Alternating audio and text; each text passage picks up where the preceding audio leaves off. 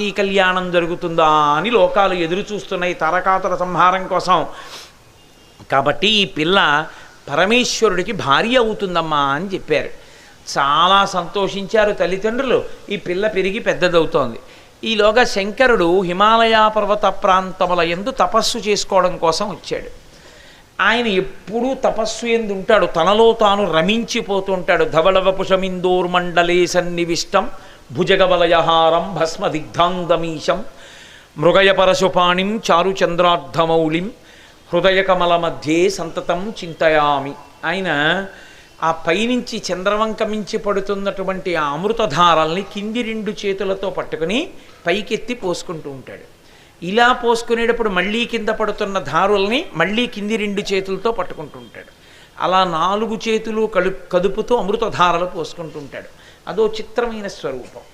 అలాగే ఇలా చేతులు పెట్టుకుని తనలో తాను రమిస్తూ తానొక్కడుగా అంతటా నిండి నిబిడీకృతమైనటువంటి శివుడిగా ధ్యాననిష్ట యందు ఉంటుంటాడు. కాబట్టి ఆయన ఆ తపస్సుని అనుభవించడం కోసం, ఉన్నది తానొక్కడే తన సహజ స్వరూపమునందు నిలబడ్డం కోసం పరమేశ్వరుడు హిమాలయ పర్వత ప్రాంతమునకు వచ్చాడు.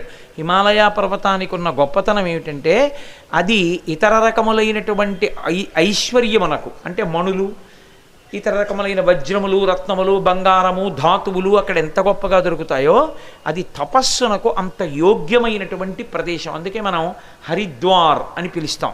హరిద్వార్ అని పిలవడానికి కారణం ఏమిటంటే ఇంకా అక్కడి నుంచి అది దాటిన తరువాత అంతా కూడా దేవభూమి. అది ఇక దేవతల యొక్క ఆవాసము, దేవతలు తిరుగుతూ ఉంటారు అక్కడ. అందుకే ఇక అది దాటి అడుగు పెట్టడం అంటే దేవభూముల యందు అడుగు పెట్టినవాడు. వాడికి ఏదో సంచిత పుణ్యం లేకుండా దేవభూముల యందు అడుగు పెట్టేటటువంటి అధికారం ఇవ్వరు. లోకంలో మనం శరీరంతో చేసుకునేటటువంటి అత్యద్భుతమైన పుణ్యం ఏమిటంటే ప్రత్యేకించి కాళ్ళ వలన. మనకి తెలుసా తెలియదా దాని వైభవం విడిచిపెట్టండి, దేవభూములను తపోభూములను తొక్కడం. తెలిసో తెలియకో గొప్ప తపోభూమి ఉంటుంది. పరమాచార్య స్వామి వారు గొప్ప తపస్సు చేశారు శివాస్థానంలో. ఆయన తపస్సు చేసినటువంటి ప్రదేశంలో ఎవరో అడుగు పెట్టారనుకోండి, అడుగు పెట్టి తిరిగాడు అనుకోండి, అది కొన్ని వందలేమి వేల సంవత్సరములే ఉంటుంది.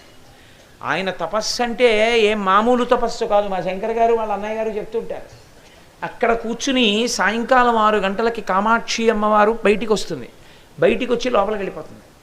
అమ్మవారు బయటికి వస్తుంటే ఎవరో 3ంటికో 4ంటికో అడిగారు ఆయన్ని, కామాక్షి అమ్మ గుడికి వెడదాం ఇవ్వాలని. ఆయన వాహనం ఎక్కేవారు కాదు, నడిచే వెళ్ళాలి, లేకపోతే శిష్యులు పల్లకీలో తీసుకెళ్ళాలి.